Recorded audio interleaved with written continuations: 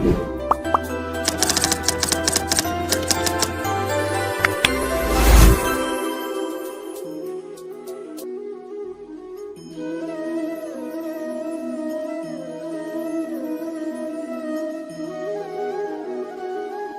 श्री कृष्ण का जन्म कंस का वध कर समस्त पृथ्वी लोक को उसके अत्याचारों से मुक्त कराने हेतु हुआ था।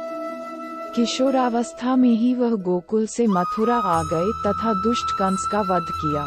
कंस की मृत्यु से दुखी उसके श्वसुर जरासंध ने एक विशाल सेना लेकर मथुरा पर आक्रमण कर दिया।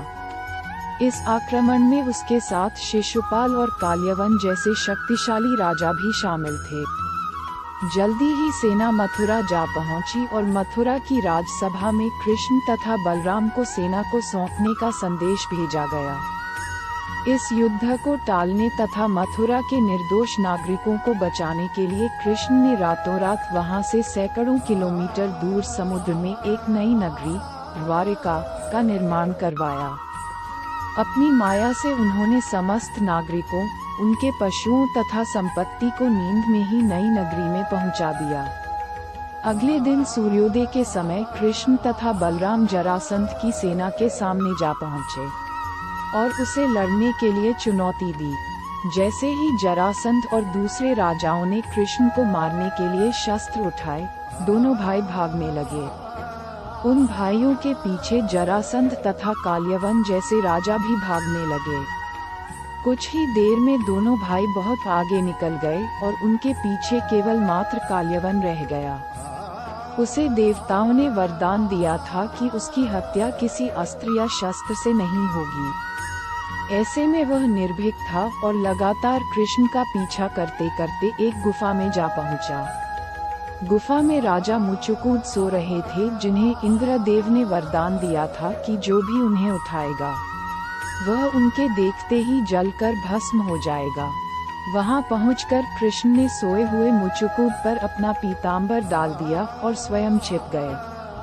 काल्यवन भी वहां जा पहुंचा और सोए हुए राजा मुचुकुंद पर पीतांबर देख उन्हें ही कृष्ण समझ बैठा।